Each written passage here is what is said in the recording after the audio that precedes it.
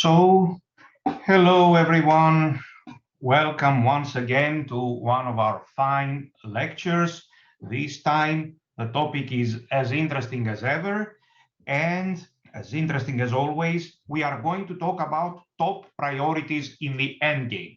Let's clarify first what this title exactly is about and what it means. The top priorities in the endgame, you will see no surprises here. The top priority, not big surprises, in chess, in every position, no matter if it is opening, middle game, or end game, number one priority is, of course, calculation. This will not change, right? So at every position that we have on the chessboard, we need to calculate whether our opponent made a blunder and we are winning, or we can get a much better position. And at the same time, we need to calculate not to make a mistake, not to blunder ourselves. So clearly, there is absolutely no exception. The most important in chess is calculation of tactics. So this is the number one priority as always. You won't see any magical tricks. In chess, there is no magical trick. The procedure of thinking is not something magical, like some people say. No grandmaster, no top grandmaster, no experienced player thinks in any magical way, in any totally different player than us, for example. They are just more experienced. They can visualize the board better, maybe, and they can calculate faster. They have experience, but there is no magical trick which somebody knows and he won't tell us. So the first priority and top priority in the endgame, just like in pretty much anywhere else, is calculation, or in other words, tactical threats by us, either by us or by our opponent. The second priority in every chess position and in the endgame as well are positional threats. For example, big positional threats. For example, occupying the only open file, for example. Either we will do it or our opponent will do it. So this is also rather obvious and very important. We should be able, by our experience, by our talent, and by our practice and lessons, to improve in this factor, to realize that there is a positional threat that we can either execute or avoid. So first one is top priority is tactics and calculation, needless to say that. Second one in the order is any huge positional threats, either by us or our opponent. And quite often in many positions, there are no direct threats and there are no huge positional threats. So here is where the real challenge begins. What are the next priorities if there are no tactics and if there are no huge positional threats, either by us or by our opponent? I will tell you right away, and we work a lot on that today. So it is this position and it is white to move. Let me describe you how an experienced player would think with white here. First of all, he would try to find any tactical threats, starting with knight d5, which is immediately a blunder. We can see it. However, we need to calculate at least 1 second, for 1 second, this variation. Knight d5, nothing much is happening. Then I am thinking about any big positional threats, either by us or by our opponent. For example, to occupy the only open file, rook to c2, this move, rook to c2. I don't see anything much happening. For example, here, bishop e7, nothing much is happening. So no direct tactical threats, no direct positional threats. Here it comes now. Be very careful what I will tell you. Even very experienced players fail to follow the correct procedure. The third one of the on the list, if we exclude, I repeat, tactical and huge positional threats, the third one on the list is usually in chess. There is no rule that applies 100% in every position. Yes. So the third one on the list, surprisingly, is a tremendous idea, which is fixing the structure. Fixing the structure. This is a very important positional element whenever it is possible. For example, when there are, of course, no direct threats, talking about subtleties like fixing structures and all this while pieces are hanging, this is absolutely outrageous. Yes, we are not here to change the rule of chess and the process of thinking, but just to add some more details. So surprisingly, the third one on the list in the end games, quite often even in the middle games, but here we are talking about end games today, is fixing the structure whenever this is possible. And then there are other more to follow. The fourth one on the list is to seriously improve one of our pieces or many of our pieces, to seriously improve. Of course, by knowing this information that I'm offering you, it doesn't mean that we can now play as good as a top grandmaster, because we may estimate, for example, that this move is really improving the piece, but the reality is not so. He will play here, maybe bishop e7 next move. So we notify the problem, and then it's up to us, up to our knowledge, talent, and training to apply it on the board. So third priority, whenever it exists, we should be able to clearly see it and distinguish it. Third priority is fixing the structure. And the fourth one is improving our pieces. So who will tell us after this information which is possibly the best move for white, in my view, for sure, and which is the second best move for white? I calculate, I see no tactics, then I go to the rest of our ideas, deepest one. So who will tell us not only the first best move for white, but also the second best move for white? Very, very good. We already have some good answers, correct answers. So very, very good. Let's clarify. The best move for white here is clearly h4. And the second best move, not the first, the second best move is to improve, seriously improve one of our pieces. Is this knight f5? No, I don't think so. First of all, we need to calculate tactics. I can immediately calculate this move, and the knight has to go back because this is not working, bishop e7, and this is not working, king g7. So you see, tactics always come first. So the best move for white is in fact h4. Why? Because we are able by force to fix the structure. Of course, I calculated combination or tactical or strategical threats by black's point of view. Before I play h4, I calculate, is bishop e7 doing something very, very serious? Is rook d7, knight d7? No, not at all. So then and only then the move h4 is the best. Of course, I calculated his move g6 in order to avoid being fixed. So what will we play after g6? Shall I take out my king with king f1? No. Again, I calculate tactics. Maybe I have knight d5 or bishop e6 check or something. I don't see anything. Then what is the other priority? Improve my king with king f1? No. That is number 4 on the list, which means if we exclude tactics and strategical threats, this is number 2 on our list. The first one is correctly to fix the structure now that I can. How about if there is a position where there is no fixing of the structure? Then we go further. Tactical threats, positional threats, improving the pieces. So here, of course, the correct move is h4. You see, so far we are playing and playing and playing, and still we haven't taken our king out on f1 and on e2. Why? Because we can do this even later. I calculated the positional threats. There aren't any. Fixing the structure is the correct move. After h4, black played king f8. So I close my eyes and I play h5? Absolutely not. Again, I calculate tactical and positional threats, either by me or by my opponent. To be honest, I really don't see any.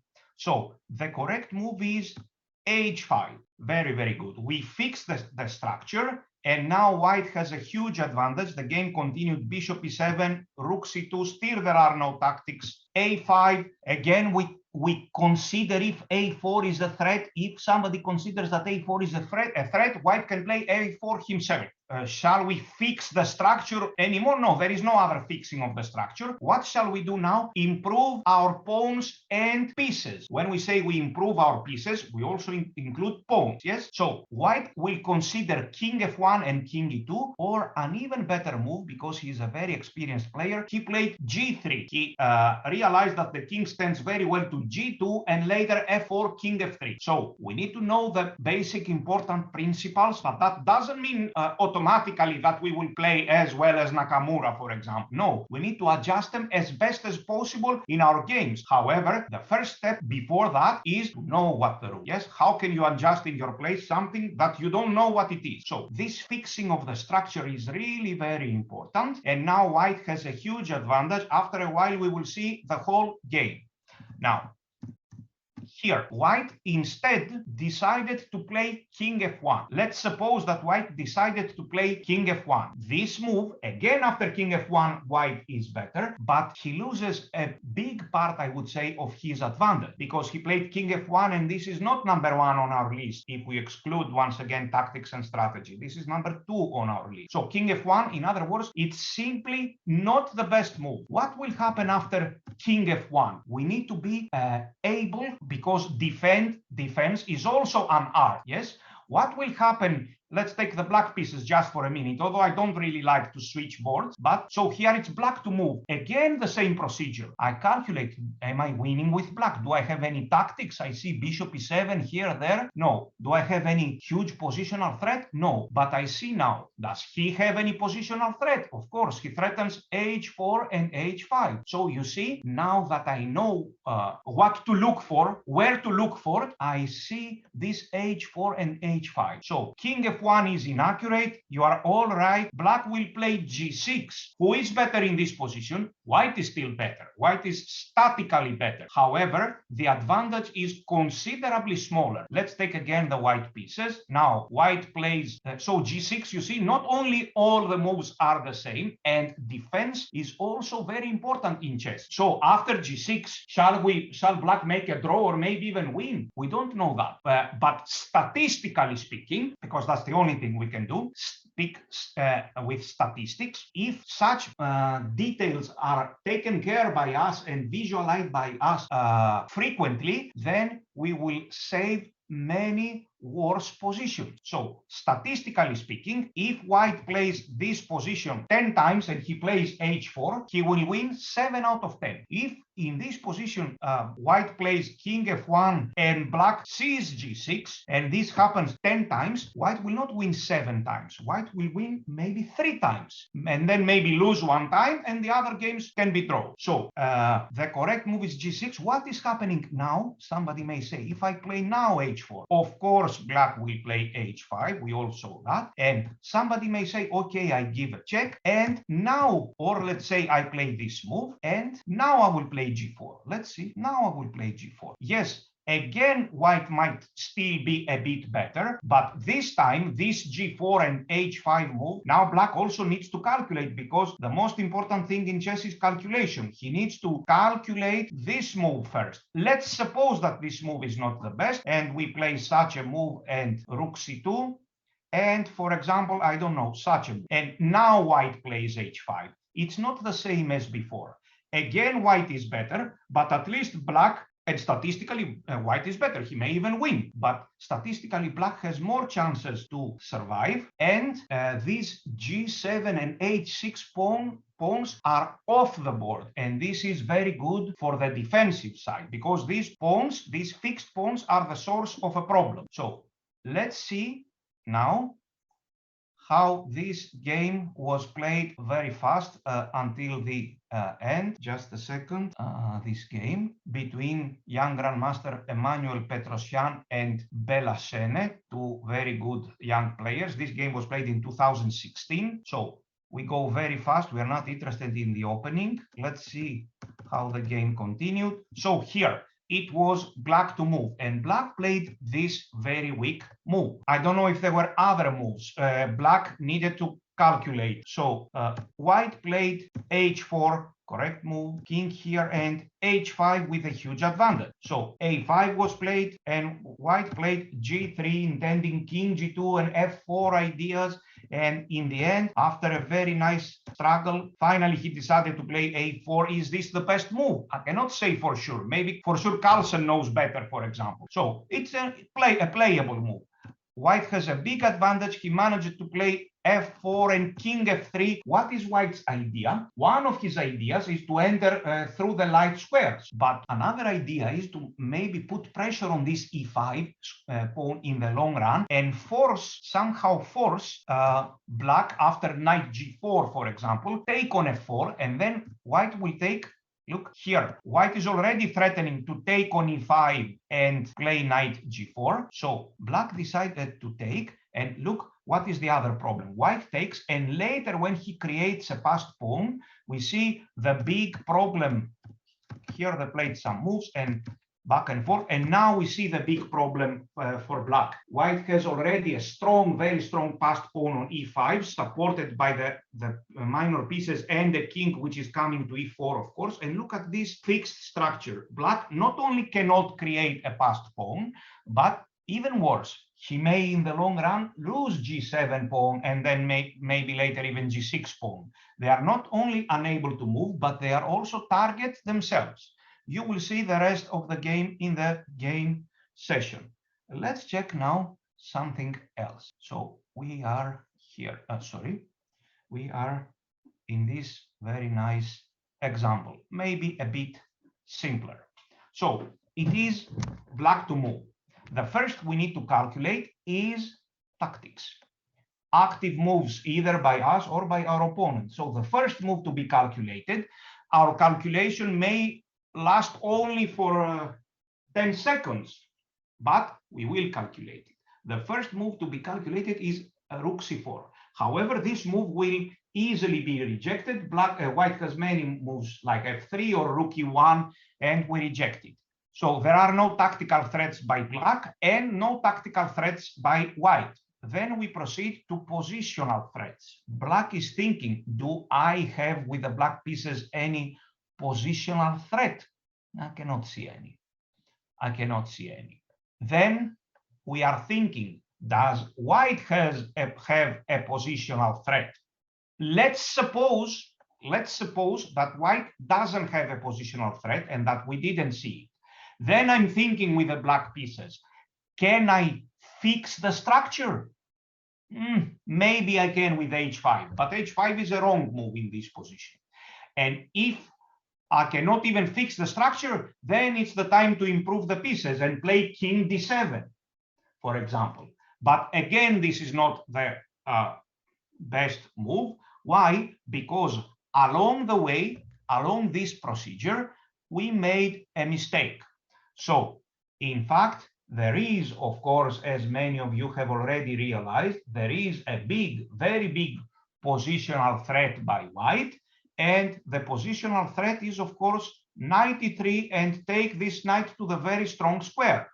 So it is black to move. This time he is lucky, or maybe he saw it in advance, and he can prevent this threat.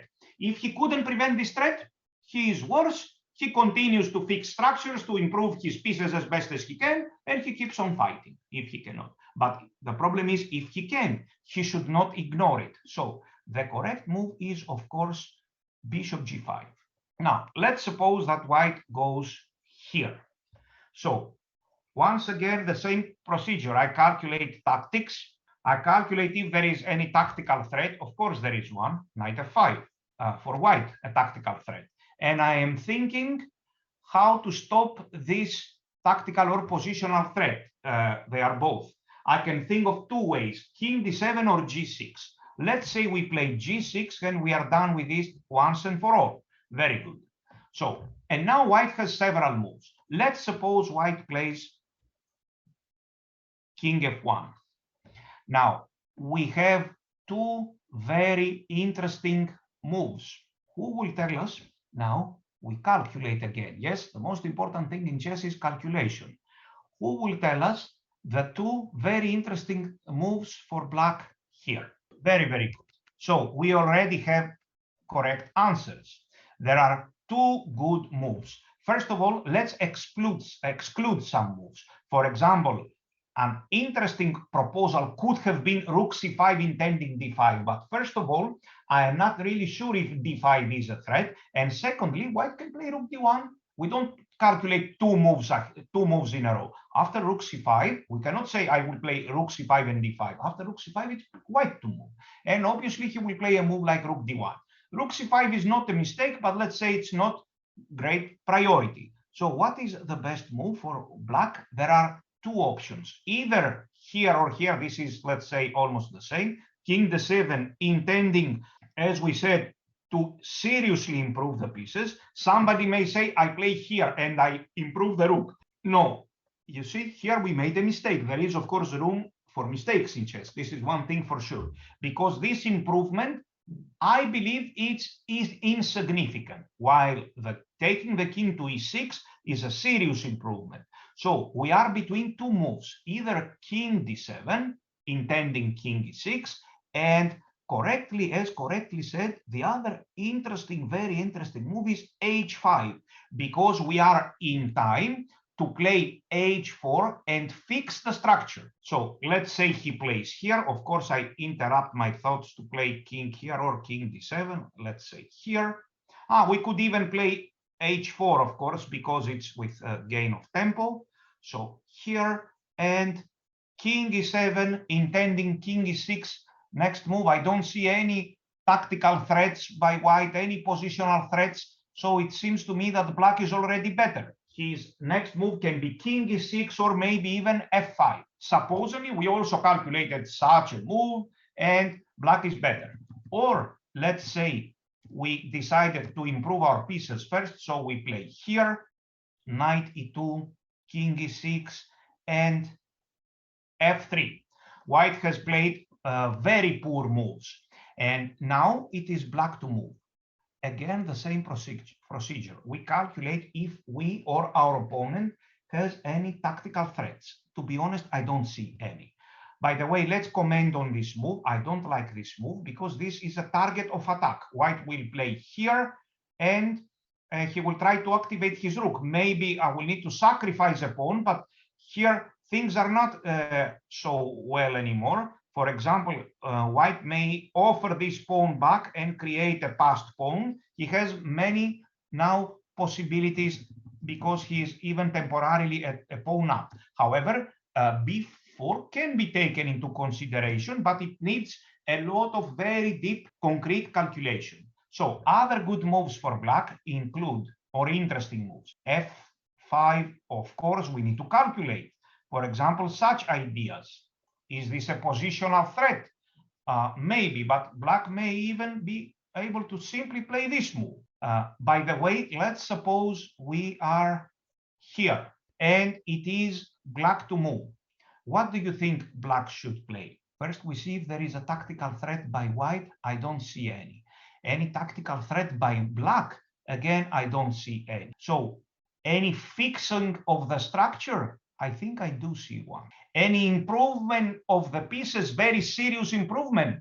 I don't see any. Maybe this is an interesting improvement of the pieces. However, generally speaking, more important than improving the pieces, whenever it is possible, is what? Fixing the structure. So indeed, h5 is the best move strategically. Of course, I need to calculate any move like knight g3 or something. Yes, it's not only about strategy. h5, I need to calculate knight g3. Maybe there is some combination here, there. I don't see any. So in my view, this is clearly the best move. The computer may suggest something else because the computer has a very different way of thinking, which is based on calculation of tactics, but at an extremely and totally inhuman level. So his way of thinking is, its way of thinking is totally different. So in my view, the best move is h5. Black already has a very nice advantage. He transformed this position here after bishop g5. The position is probably equal. Black is not better here. It is equal, but he has many moves to improve the position. And here on purpose, we played some wrong moves by white, and we gave to black the chance to fix the structure, and to improve the pieces and finally get the advantage. First thing we did, however, is to realize that there is a positional threat by white with the move knight e3, which we had to stop. Just imagine in this example, just imagine saying, now I learned it on these wonderful lectures. I fix the structure, but before fixing the structure, we should make sure that we are not blundering anything, either tactically or strategically. So here, this move h5 is clearly not good. White will play here. h4, it is something, but let's say that the knight coming to d5 is more important, and white is standing maybe slightly better. So not winning or anything, but slightly better. Let's check now another example. Let's check this example. Between, this is an old game played in 1961 between Mato Damjanovic and Jantar Georgiev, if I pronounce the names very well. So we play the opening very fast. We don't care about the opening. Black was better in the opening. Somehow he lost some of his advantage. So takes, rook f to a1, take and take. Now here it is black to move. Once again, the same procedure. Black needs to calculate if there are any tactical threats by himself. I repeat once again, although it's kind of needless to do it. When we say he by himself, we also mean she by herself. Yes, we won't be saying every time he, she, him, her. So we are here for the chess moves. So I repeat, it's black to move. As always, automatically, we are thinking, do we have any tactical procedure? Is any tactical threat? Is this b4, for example, good? Take, rook a6 maybe, and white seems to be doing very well. So black needs to calculate tactics first. Is this b4 working? Or is this rook b8 working? You see, the most important thing in chess is calculation. So some time needs possibly to be spent on the move rook b8 or on the move b4. It needs to be calculated. Yes. So for example, b4, I don't really like it. I calculate. Take, rook a6, for example, b3, rook takes, rook b8. No, he will even take here. And we just lost. Bishop here. So this is not good. So black is thinking, he realizes there is the threat with rook a6. So he needs first to stop this threat. And correctly, he plays the move after calculation, king f8. Just a second. No, it's this position. First, he played this. Obviously, he calculated this time something, and king f1. So now it is black to move, and he calculates once again the move b4. Somehow he didn't like it. He was afraid of these threats with rook a6, and he played king f8. So far, black calculates correctly tactical threats. Maybe he even made a mistake. Maybe the move b4 was very good. Yes, who knows better? Carlsen, the computer, well, we can calculate as best as we can. Finally, black was not satisfied with this b4 move, and after calculating, he preferred to play king f8. However, king f8, there is one very nice positional idea for black. First of all, it's tactics, tactical threats, positional threats. And after all these things, to develop our pieces, for example, our king. Yes, he played king f8. However, there is also another very interesting move for black. And black should take everything into account. After taking everything into account, he decided to play king f8 in order after rook a6 to play king e7. He calculated, and king e1. Again, we calculate b4. Again, black didn't really like it. And now, if we exclude b4, if it is objectively not a good move, what should black play? Here is our chance. You see, now that the position has clarified, we calculate tactics, tactical threats by both opponents. we calculate positional threats if there are any by both opponents. Yes, the procedure is the same. I calculate b4 to create a passed pawn. I will calculate b4 for maybe 10 minutes. And then I calculate what? Any possible fixing of the structure. Oh, what is fixing of the structure here? And yet it is. So there is one. So surprisingly, if we suppose that b4 is not the best move, king e7 is still not the best move. The correct move for black, surprisingly, is the move made in the game. Who will tell us, please? What should black play here? c4 is fixing the pawn on c3, but it has another problem. Then it's not easy to create a passed pawn. Yes? So the correct move for black is h5. This is a wonderful move, which is fixing the structure. Look what happens here. Let's clarify what it means to fix the structure. Let's suppose that white plays such a move sooner or later. Now, we see that these three pawns, g2, g3, and f3, or even f2, we can say, but it will be more apparent here, they can never be used for a long time in the game. Why? This move, g4, can hardly ever be good. I don't see any reason why this could be good. Black will take it and he will double the pawns. So g3 pawn cannot move. Because g3 pawn cannot move, also g2 pawn cannot move. And also f3 pawn cannot move. This move is obviously very anti-positional, and it has to be a very specific, concrete reason that where this f4 move can be good. So with the move h5, which is a wonderful positional move, black fixes the structure. g3, g2, and f3 pawn cannot move for a long time. And what happens when they cannot move? The answer is very clear. These fixed pawns can be attacked many moves later, either by pawns with g4, g5, or with g5, g4, or g5, h4, or they can be attacked by pieces, for example, by a rook attacking these pawns, or in the long run, after many, many moves, by a bishop, which targets this g2 pawn, which cannot move. Which one of these things will happen? Nobody knows. We fix the structure, and we have absolutely no idea what will happen in the end, how we will take advantage of this fixing of the structure. Nobody knows exactly how. It may not even play any role in the game at all. We may then push b4 and promote the pawn, but we don't know that. So we take measures. h5 is wonderful strategical move, fixing the pawns, the best move in principle.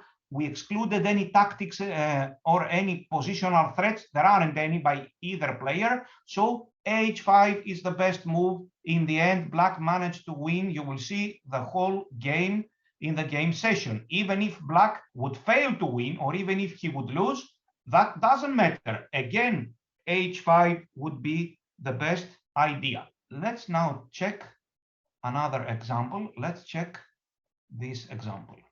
Yes. So we are here. Now, this is a game between two superstars, Petrosyan, Smyslov, 1949. Both players have been world champions. So it is now black to move. Once again, the same procedure. Black, first of all, calculates tactics for a long time. Tactics. Can I play rook c1, for example? Tactics very deeply, not tactics that are winning in two moves. For sure, there aren't any such tactics. We calculate rook e5, rook e2. I take it and I take the king to e7. I calculate very deeply. I don't see any win. I calculate rook c5, then the rook will go to c1. He will play king e2, possibly. Do I have any threats then with rook b1, with take and take? I take the game, the calculation very deeply. I cannot do it. What is the other thing in the procedure? To see if there are any positional threats either by black or by white. Then to see if there is any fixing of the structure. Okay, there is this move. I am fixing the weakness, but if this pawn on b3, but in fact, this pawn on b3 is not really a weakness. So I would say this move is playable, but really not significant. So here there is in fact a very nice idea, which with the black pieces we can, let's say, call it a positional threat, and it has to do with number 3 on the list, which is fixing the structure. So I will tell you what the best move is not for black here. The best move is not king e7, for example. This is a playable move, but it loses one possibility. And once again, I say, so what if I play king e7? What happens here? Will white make a draw? We cannot say that. We don't know. We are not magicians to know. But we can speak statistically. I will tell you that if black plays king e7 here, then, and he may win in one game. But if theoretically he would play 10 games in this position, with king e7, he would win 7 of them. Oh, 7 is too much. Let's say 6 of them. With the correct move, if he plays 10 times this position, he will win maybe 8 times instead of 4, 5.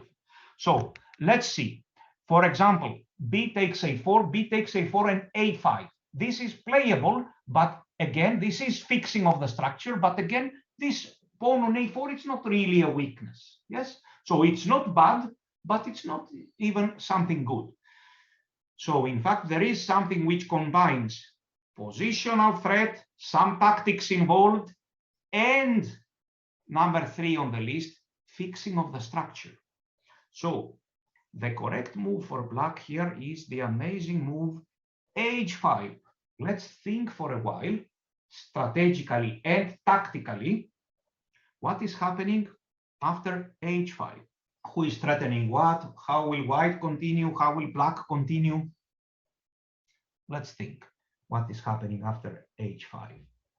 So we spot this idea, tactical, positional. We combine all the ideas together, fixing structures, maybe tactics, strategy. What is happening after h5? What will white play? Yes, we calculate. He has several ideas. White, can he play a waiting move? Can he take on h5, play h3? We calculate. I can tell you one thing, none of them is winning by force, none of them is losing by force. So we calculate.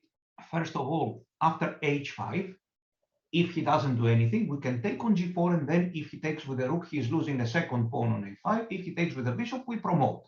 So after h5, he should either take it or play h3. I don't see any other move.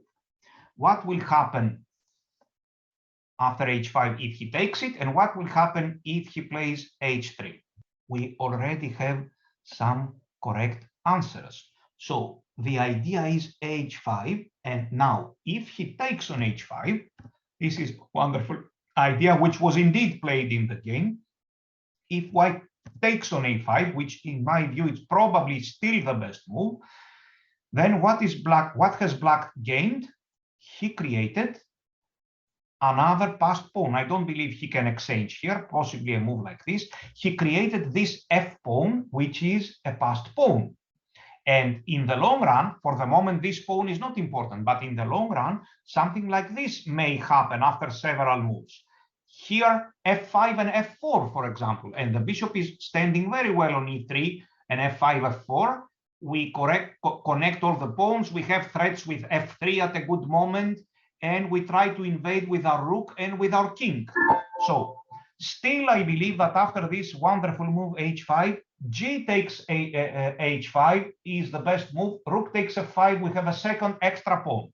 In the game, the move h3 was played, and guess what black played? First of all, he calculates tactics once again. For example, rook d3. But after rook d3, I see g takes h5, threatening the bishop on h5, on g5. We calculate again many moves, 5, 6, 10 moves ahead, as many as we can. Rook d3 is a very possible candidate move. However, it seems that it was unnecessarily complicated. And what did black play after all? Black fixed the structure, fixed the weakness, a very annoying weakness for white. Black played the move h4. Wonderful idea. Now this pawn on h3 is fixed. It is weak by itself, Not only it is weak, if it is lost, then this h4 pawn is immediately will immediately be pushed and be promoted. So black managed to pass his pawn to h4. He fixed the structure, and then he improved his pieces like this. He calculated tactics, and in the end, he managed to win the game. So an amazing idea, h5, calculating some tactics, strategical threat. Yes, this is a strategical threat. Rook takes f5. We have an extra passed pawn. For the moment, it is invisible how this pawn will play a role. It's not playing a role for the moment after rook f2. I believe we should keep the rooks on the board here. But after several moves, an extra pawn, an extra passed pawn will be eventually pushed and create several problems. So save. Okay, let us check now another example. This is a very famous game between Platter and Botvinnik. I play the first moves very fast. Very famous game. So here, h6, some tactical ideas. Here, some threats. h6 was played. Here, there is no bishop c2 because knight is coming to c4, and black calculated it very well. So for the moment, it's just calculation. Rook a to e1, black played. Black finally took on b3. This is a very nice idea for black. Black took on b3. He calculated first. Maybe he has some tactic. He didn't see any tactic. So he took on b3. And what happened after a takes b3? Who will tell us? What did Botvinnik play after a takes b3? He calculated tactics. There isn't any. Any positional threats by black or by white? There isn't any. Third on the list, fixing the structure. Fourth on the list, improving the pieces. Don't forget the fourth on the list. If there isn't any fixing of the structure, or we don't like it so much, then we, and if there are no tactics, of course, then we improve the pieces. But guess what? He played, as correctly pointed out by some of the players already, Botvinnik took on b3, a takes b3, and now if it was white to move, he would calculate any tactics or positional threats, and if there weren't any, he would have played b4. However, it is black to move, and black played, of course, this wonderful move. And once again, with this a5, all the pawns on the queen side, c3, b3, and b2 are fixed for white, which means b4 can hardly ever be a good move. Black will play a takes b4, and then two white pawns will be neutralized by one pawn on b7. So technically, black will have a pawn up. c4 can never be so the b3 pawn cannot move. As a result, the b2 pawn cannot also be moved, and the move c4 creates weaknesses. Indeed, c4 was played at some point, and it creates some weaknesses, and it is very difficult for white to then create a passed pawn on the queen side. And don't forget, black has 4 against 3 on the king side. So black was better strategically in this position. Somebody may say, yes, but what if I play at some moment knight f2, rook e4, and then just imagine knight f2, rook from e3 to e4, and then b3 to b4, and if a takes b4, rook takes b4. What if I do this, and then with the white pieces, I will do it carefully, and then I will free my pieces. I will unfix, if I may say, my pawns on the king side. Then the answer is very clear. In order for white to do so, first of all, it might not at all be possible due to tactics. But secondarily, even if he manages to do it, he will undouble the pawns, but he will lose a lot of time, which means we will change we will transform the advantage. We will transform the advantage from an advantage which is our technical extra pawn on the king side, because white doesn't have a free pawn a passed pawn on the king side, on the queen side, then he cannot create one. So our technical advantage is this: we are almost like a pawn up here. But if he loses too much time, he will undouble his pawn, but then we may get another advantage, like coming with the rooks on the second rank, or pushing our pawns on the king side very fast and have a very fast passed pawn.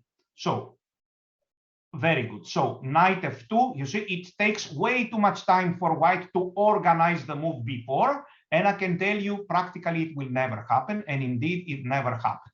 You will see, because we have many more examples to see, you will see the rest of the game by yourself in the game session when you receive the PGN. So once again, we had the same procedure. Make no mistakes. Botvinnik with the black pieces was calculating tactics. For example, here is a move that needs to be calculated. And finally, when tactics are over, he took here and he fixed the structure, because he knew that fixing the structure, this is what you learn here. You learn, first of all, that fixing the structure is something very important, especially in the end game. It's very important, but of course, not as important as huge tactical threats or huge positional threats. These are first on the list. Yes, what use is it if I fix the structure and I blunder a piece on the other side? Yes, it's almost funny. So in the end, Botvinnik won. Let's check another example now. Let's check this example. Yes, with black to move. Black, once again, is thinking. First of all, tactics. Can I play a move like f5? E takes f5 and e4. It doesn't look impressive at all. Can I play b5? C takes b5 maybe, and c4. I would say that b5 is a mistake already.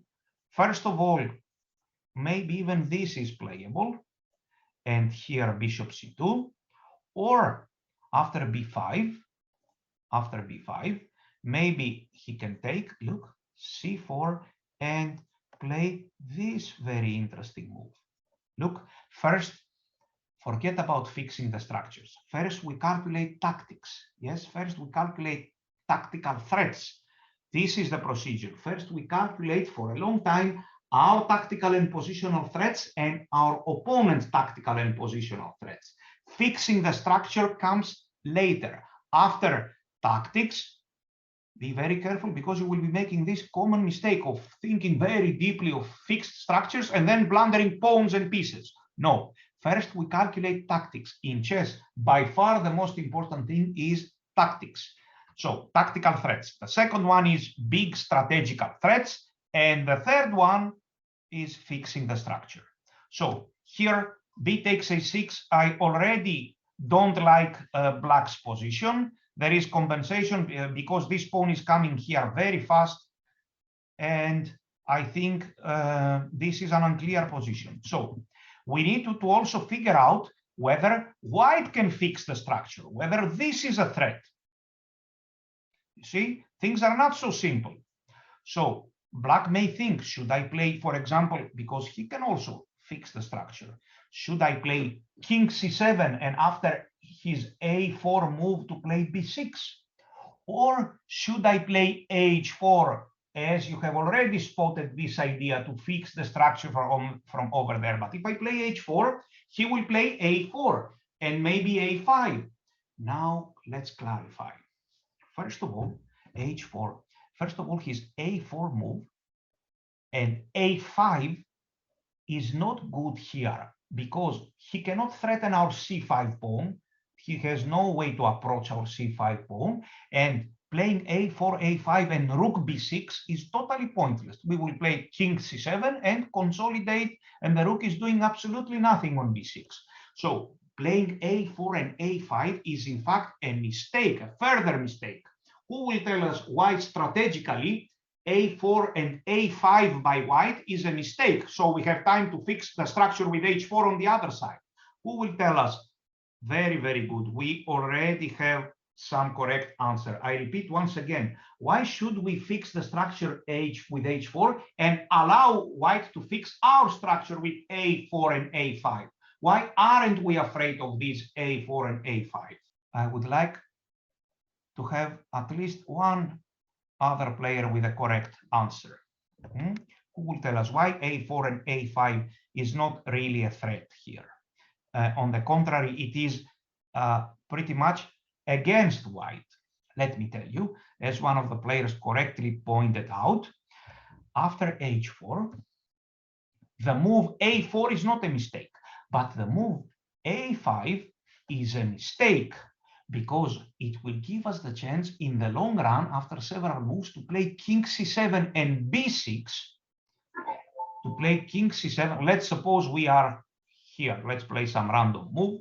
So a5, king c7. In the long run, because his rook won't stay here forever, this pawn on a5 gives the chance for black to, even if the rooks are exchanged, even better, to play b6, a takes b6, king takes b6, and create an extra passed pawn on the king side. That's why we are strategically not worried about his fixing of our structure with a4 and a5.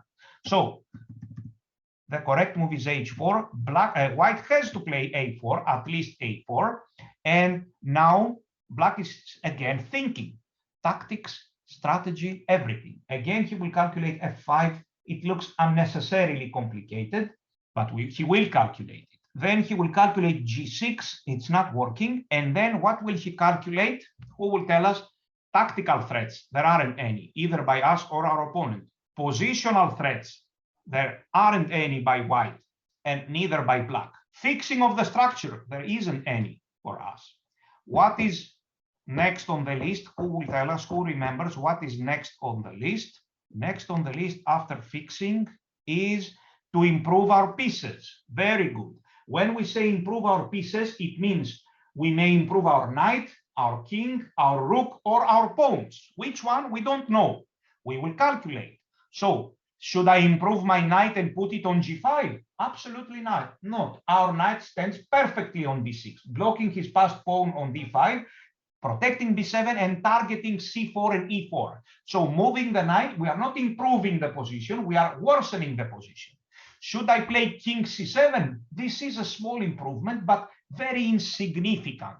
The correct idea, this is also very interesting, and after rook f1 to play rook f8 and later f5, this is also a very interesting idea. g6 also very good.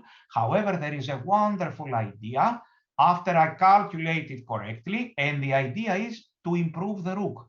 So we will play rook h8. This is an amazing move. Be careful, it's not so simple.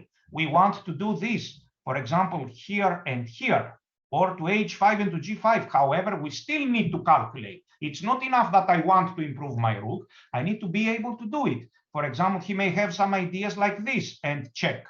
So rook h8 appears to be very strong. Rook f1 and rook h6. Our rook is coming to g6, improving the rook. Rook f2 protecting in advance, and rook g6 finally, rook e2 and rook g3. Why did I play rook e2 with white? Just to protect pawns. There isn't any constructive move here. And rook g3. Black is much, much better. He improved his position even further. Now his idea is to play at some moment g6 and f5, or to calculate some combination, some tactic. And if we imagine this move would have been an extra headache for white, because we will play here, and at a good moment, we will give him another headache with our passed pawn on the A line, which is too much to guard. So, and our plan will be g6 and f5 without blundering the e5 pawn. We will have the chance for that. And then maybe even bring our king towards this side, because the b7 pawn is anyway protected. Black is going to win a very nice game. Somebody may say, okay, but you chose a position where we can fix the structure, we can activate the rook, we are lucky to be able to do all that. What if we were not lucky? The answer is very clear. We would play other moves, small improvements, looking for the chance to activate our pieces to the maximum. The problem is not that. The problem is, if I have the chance to be able to find it, to be able to think like this and find it. So h4, an interesting question would be by one of the players, is asking, is this possible intending G3 on G4, G4? I would say this can be possible. However, black is still much better with a move like Rook H8, continuing our plan. And G3, we take it and maybe temporarily protect the pawn like this, and then bring the king to F7 maybe, and still black is better, and the game continues. Yes. So active defense would have been interesting with Rook G1 and G3. However, again, still black is much better. And his plan is to put the king here and play G6 and F5. Let me give an example here. Here, king E7, A5, a mistake, doesn't matter, king here, G6, and possibly F5 here after we calculate correctly. For example, here, let's say this move, E4, we push the pawns. Now here I can even take, let's say, bishop F1, and we play king F6. We start pushing our pawns, we calculate, we play good positional moves, and we win in the end. Very good. So let's now see another example. We have enough time, just a second. So let's see this game by with the white pieces is Ni Hua, a very strong Chinese grandmaster, and with the black pieces it's Sandoria Julio Catalino, another very good player with 24-14 rating. This game was played in 2007.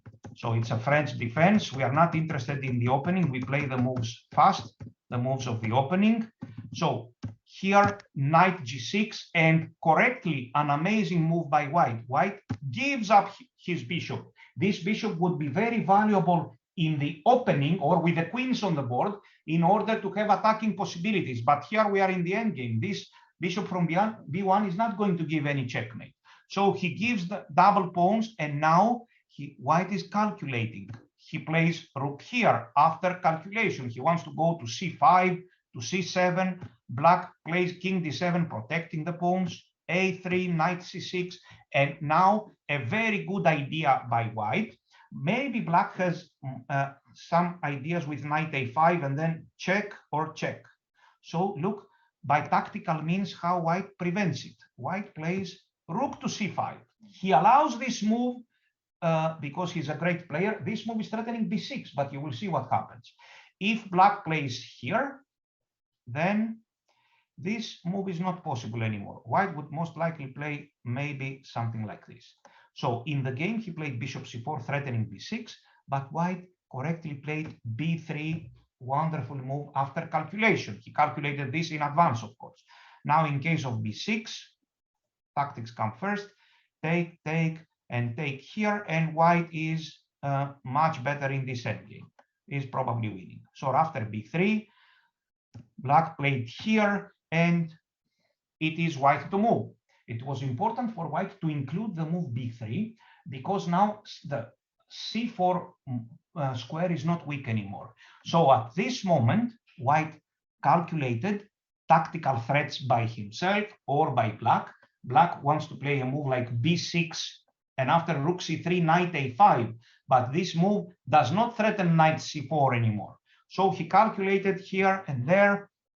He saw tactical, strategical threats. There isn't any. Should he play this move? The answer is no. This is not first priority. Who will tell us at this moment what white should play?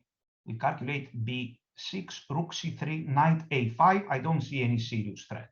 So let's check.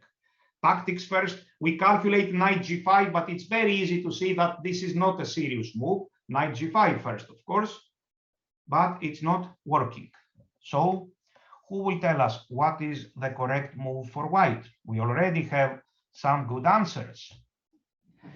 So the correct move is, of course, H4, fixing the structure. This is why this great grandmaster played H4. Why didn't he play another move? Because H4 is the best move, fixing this structure now. This pawn can never move here. As a result, this pawn can never move, and this can never move.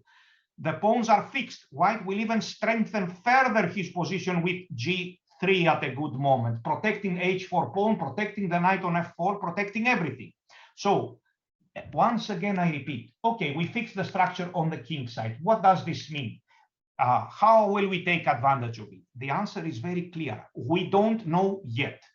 Nobody knows yet, because 1 million games can be played by these positions. So it won't be all the time the same game and the same kind of play. How will we take advantage of the fixed pawn structure? With two possible ways. Either attack the pawns with pieces, or attack the pawns with our pawns, with an appropriate pawn break. We are attacking a sitting target that cannot move, so we can adjust our attack the way we want it, depending on the circumstances, and create some potential targets and win.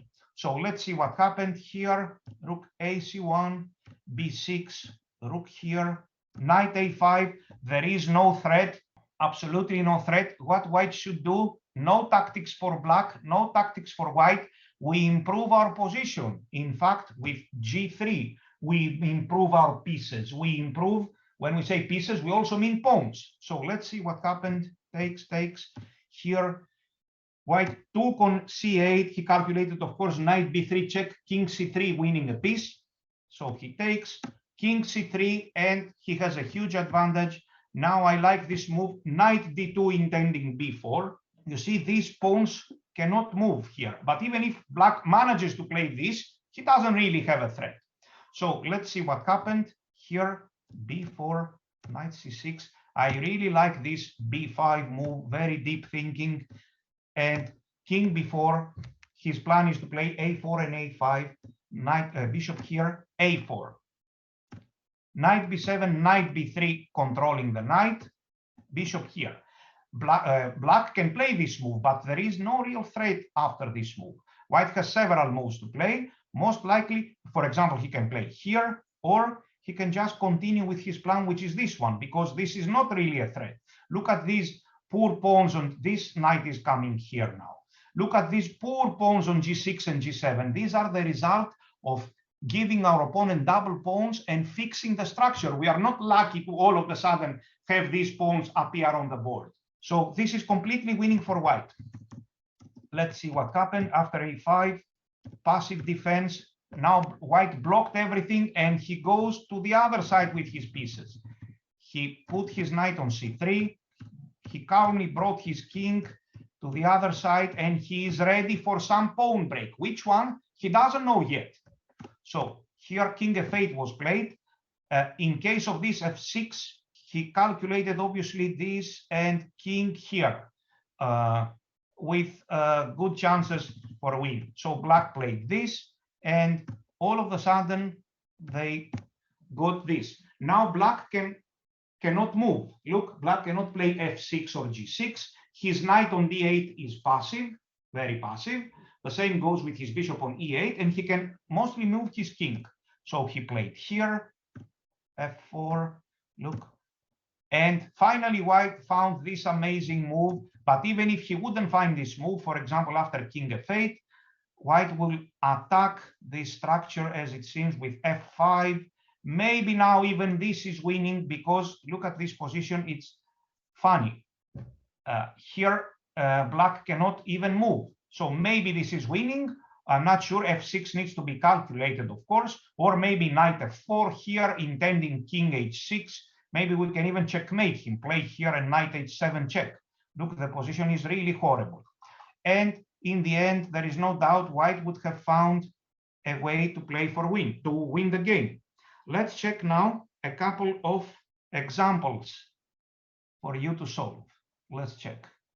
So we are here. Very difficult example, very difficult.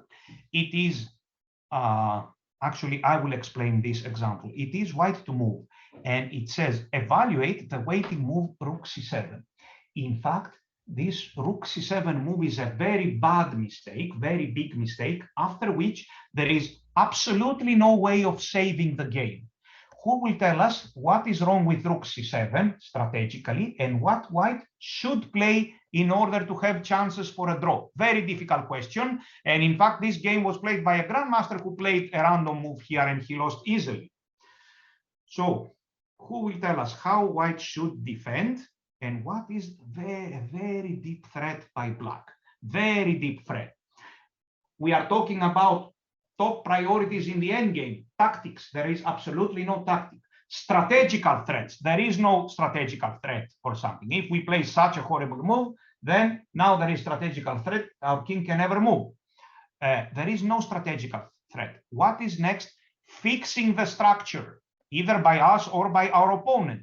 Is something like this here relevant or not? And then improving our pieces or play good waiting moves. So, in fact, black has a very strong positional threat, as correctly pointed out by some of the players. Black is threatening this very deep move g5. Imagine it is black to move. After rook c7, let us better take the black pieces here. So let's suppose he plays rook c7, or even before he plays rook c7. Black would very much wish to keep the white king on the first rank. It is very important for white to activate his king, but he cannot do it this way because he will lose all the pawns on the queen side very easily. So white will lose for sure if he stays with a king on g1. If it was black to move, imagine the move g5. And what will happen after rook c7, g5, and h3, intending to activate the king? Who will tell us? What happens after rook c7, g5, h3, intending to go to h2 and to finally activate the king? No direct threats, but very important in the endgames whenever it is possible. Fixing the structure, very, very good. So the move waiting move rook c7 is a very bad move, which even a grandmaster could make because he plays like that by hand, because he refuses to see tactical and positional threats, because he is not aware, clearly aware, consciously aware of fixing structures, which is a very important element in all endgames. And now he cannot, as a result, he cannot activate his king. The move is g5, wonderful move, and white is stuck. Playing a gambit like h4 is funny. Black will take it and say, thank you very much. We cannot play gambits in when we have 3 pawns. We sacrifice one of them. It's like sacrificing 30% of your material. So h3, if h3, intending king h2 and king g3, of course black will play h5. We see now that after king here, or let's say white plays here to avoid being fixed with h4. Now, yes, we can still play h4. However, what is the problem now? Another strategical problem. His king is stuck on the first rank. So black has very good chances. Please realize that fixing the structure is more important than improving our pieces or pawns. You see, for so long, I'm not yet pushing the pawn. You see, I'm not pushing the pawn, which means improving my pieces, my pawns. Yes, I'm improving them by pushing them, but this is not first priority if there is some big positional threat or some good fixing of the structure. Playing c5 is not going anywhere. It's our pawn. We will push it anytime we like. So the move g4, g5 puts an end to white's efforts. And in fact, I would like to show you also something else. For example, if here, again h5, and if he waits, again h4. Look, in case of g3, black will be very happy to play h3 and to win the game. So g5, I would like to show you this idea. King h2, no, sorry. I would like to show you after here g5, this move, here, a very interesting motive, which I believe you will like. h4, gambit, g takes h4, and king h2. First of all, there is no real threat because after king h3, black will anyway play rook c4, protecting everything, and at a good moment he will sacrifice these pawns on h5 and on h4, but he will exchange these pawns with tempi, and his c pawn will be very fast and promote winning to leading to a winning endgame.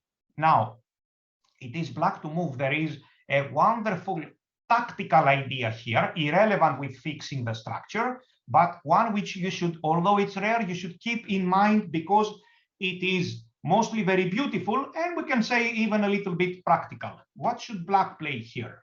A move like king f6 or king g6 appears normal, but there is a wonderful idea. Look at this wonderful idea. The great move by black, completely immobilizing the white king, is rook c1. Look at this amazing idea. In case of king h3, rook h1 checkmate. So white is left with 2 pawns down and without any constructive move. Black will further improve his king. Look, for example, here, I don't even want to play c5 yet because he may play here. Still, we are winning. I improve my king even further. After here, let's improve my king a little bit more, and then h5. And there will be still some complications, but in the end, black will win with very nice technique. So now it is white to move. Let us take the white pieces and try to have some chances of saving the game. You see, all the moves are not the same in chess, even in a simplified position only with some pawns left on the board.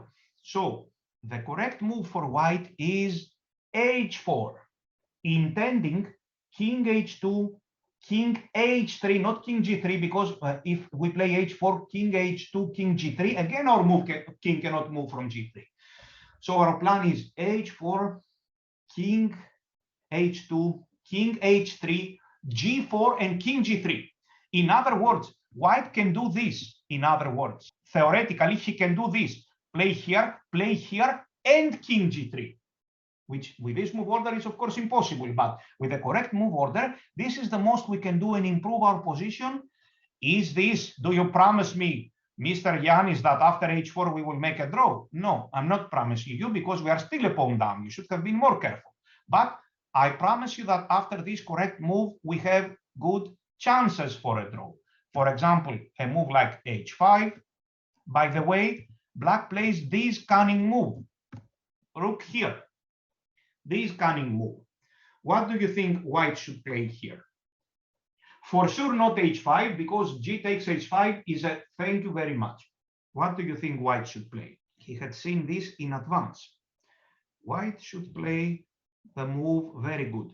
King to f2, not king to h2 this time because we lose a pawn with check, but king to f2. Of course, not g3. What will happen after g3, except for a hard attack for me? What will happen after g3? Of course, again, rook to c2, and this time there is no escape. So h4 after rook c4, the correct move is king f2, for example, and maybe g4 on the next move, with chances of a draw. So let's suppose that here black played h5. Of course, he has chances. He's still a pawn up. Here, king to h3. Here, g4, intending king g3. Aren't you afraid about g4? Maybe this, that will happen. No, I'm not afraid of anything. I am losing a pawn. I need to do something to create some counterplay. If I sit just like that, I will lose for sure. So I'm not afraid of anything. g4 with some counterplay. Very good. And chances for a draw. Save. Okay. Let's go now to check another exercise. This one. So here, white is a pawn up, and it is white to move. First, what we need to do, we calculate whether there are any tactical threats by white or by black, tactical or positional threats. Yes, of course there is some. It is very clear. There is one positional threat by black. Of course there is. Black is threatening rook c8 check, and then king b1, bishop d3 check, and coming to c2. He will win in the end. Let's see what white should do. First, we take into account calculation, strategical and tactical threats. This is far more important than fixing structures. So what is the best move? Who will tell us? What is the best move for white? Clearly the best, which has absolutely nothing to do with fixing the structure. b3 is playable, but not the best because there is an even better move. So as correctly pointed out, the correct move is knight to b1. Very nice. The knight stands perfectly on c3, and we consolidate with king d2. So he gives this check. We play knight c3, or maybe even king d2, and black plays here. So again, it is white to move with an extra pawn. First, I would like you to tell me what a lazy player would have played with white. And then I would like you to tell me what you would have played with white. What would a lazy player play with white here? And what is the positional punishment? And then his advantage is reduced. And what would you play? We calculate tactical threats. There aren't any. Positional threats, there is a hidden one, very hidden one. So what would white play if he is lazy? And then he would reduce his advantage. I would like you to tell me everything. The lazy move by white and the positional punishment. We're not blundering any rooks. Again, white is better. He's still a pawn up.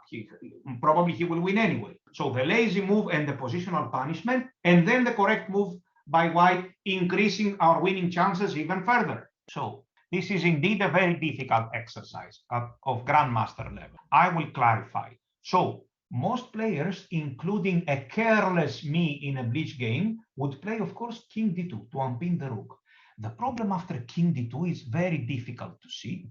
After king d2, again, because we don't risk anything, then we are a pawn up and still we have good winning chances. Look at this wonderful move by black. Black will play f6. And now our e4, e3 pawns are neutralized. We cannot play e5. And look, we will play d5. Yes, but whenever we play d5, black will never capture on d5. Look, he will play moves like this, here and here, and bishop f7. So you see, our pawns are, let's say, not so functional there. We are losing some winning chances. That's all. After f6, he will play here again. Again, we have winning chances, but they are kind of reduced.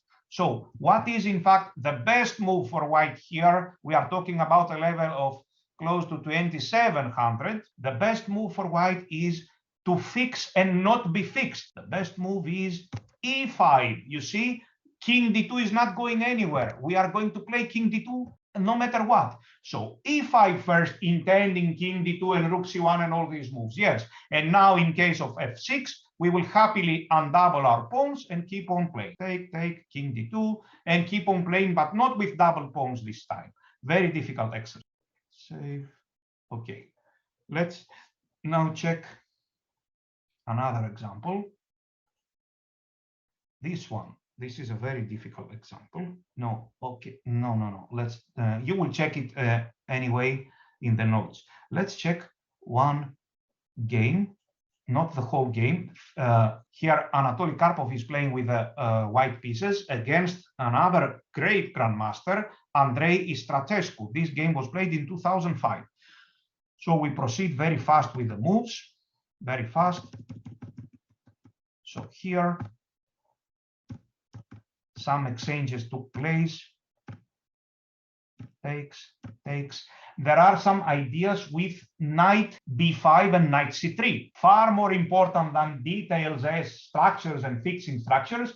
Far more important is positional and tactical threats. So here, white played the very strong move, queen e2. A wonderful idea, stopping knight b5, and quite often, maybe even threaten to exchange queens and simplify the position. So here, black played king f8.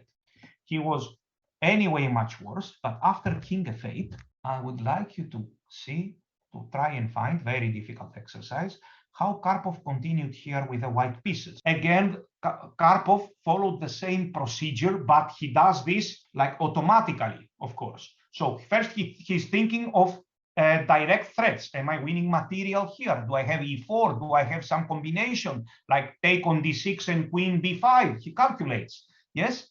And he sees he cannot win. Does my opponent have any threats here? No. He can easily see there are no threats. Then we go to positional threats. Are there any positional threats by my opponent? I see a very minor one. Are there any positional threats by me? I don't see any huge positional threat. But I see we go to the next level, to the next step.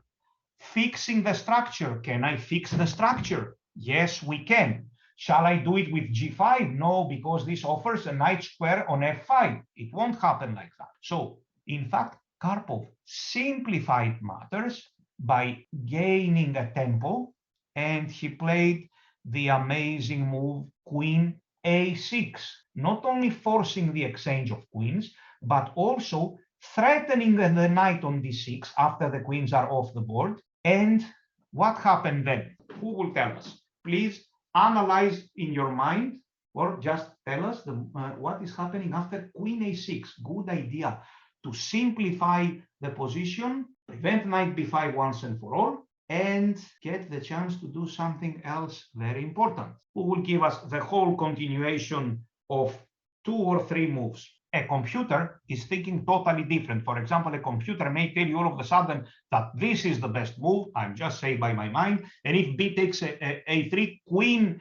a2, and then knight b5, we take it. We take with the queen. I calculate another 5 moves. I enter and I win 1 pawn after another 10 moves. But humans do not think like that. Not now, not ever.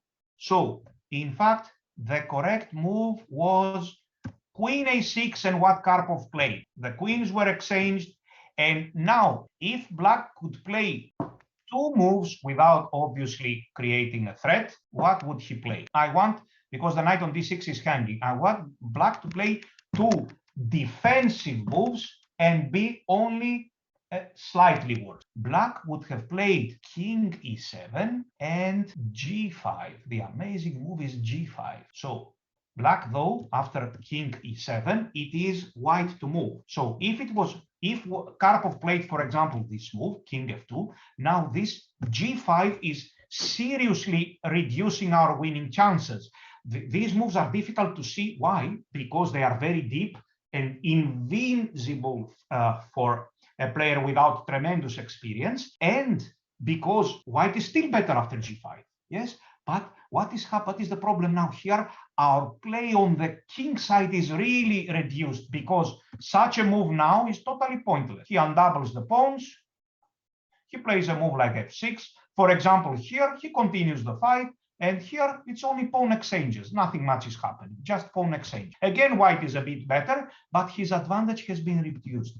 In fact, here it is white to move after threatening the knight and king h7, and Karpov played, of course, the move h4. And now, first he calculated tactics, he calculated any big positional threat by each player. There weren't any. You see, he didn't say, let's improve my king f2. No, because king f2 is later on the list. Far more important is to fix the structure. So h4, you see why he didn't he play king f2? Because fixing the structure is more important. h4, and now black played here. Even in case of f6, once again, these 3 pawns, f6, g6, and g7 can hardly move. For example, a move like this. This is horrible. It creates too many weaknesses, a path even for the king in the long run. And this is also horrible because this g5 pawn this time will be very weak. Just imagining not fixing the structure is equivalent to, in this position, playing this move, which is, of course, very bad. And after taking here,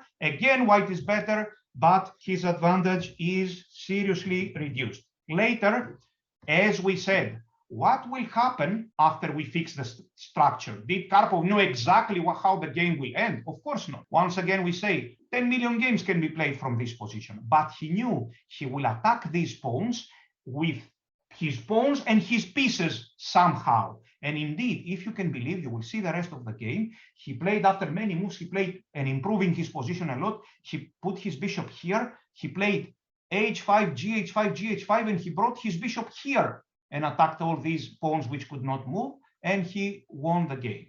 So these are top priorities in many endgames, also in the middle games, but we are also mostly talking about endgames. Of course, it goes without saying, but still we say it, tactics and calculation, first of all. Second one, positional threats, any positional threats either by us or our opponent.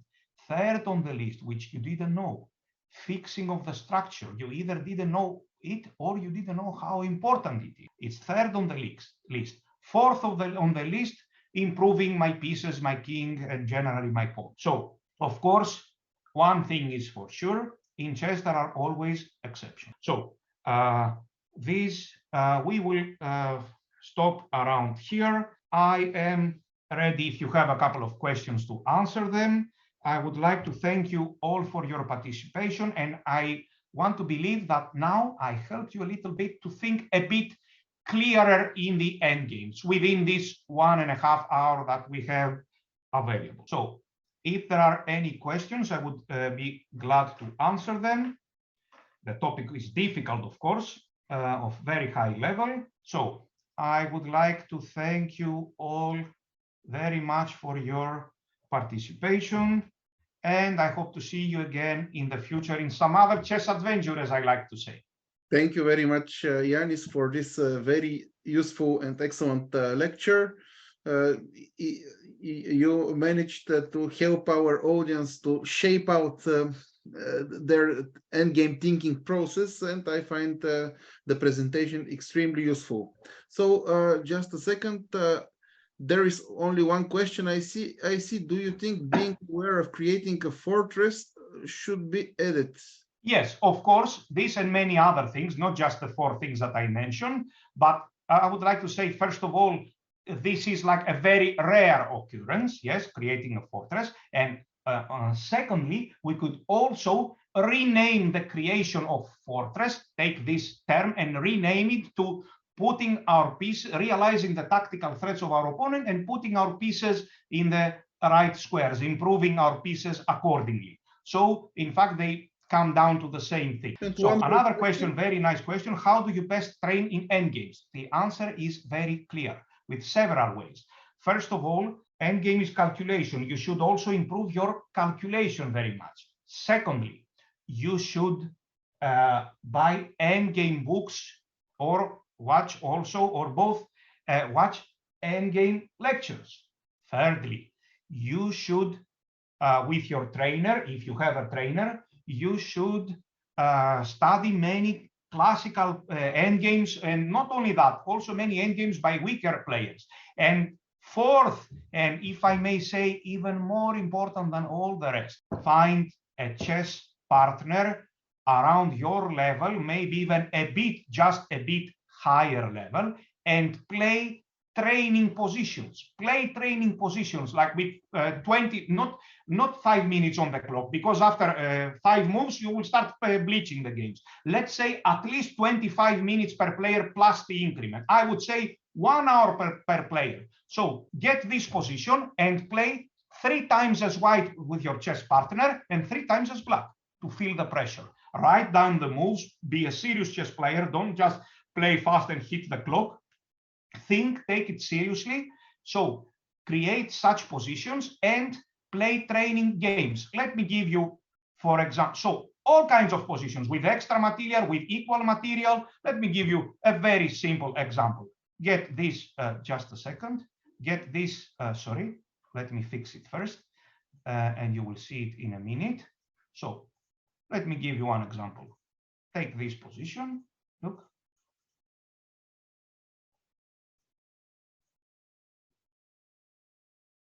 Take this position, white is a pawn up.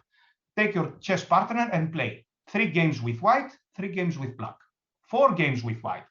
Do not be bored, and I guarantee you, these 6 games, they will all take totally different course. Then later you can analyze it either with your trainer or by yourself, not so much with the computer. The computer calculates, especially in the end games, in open positions, 1,000,000 moves. The computer has already calculated almost until the end.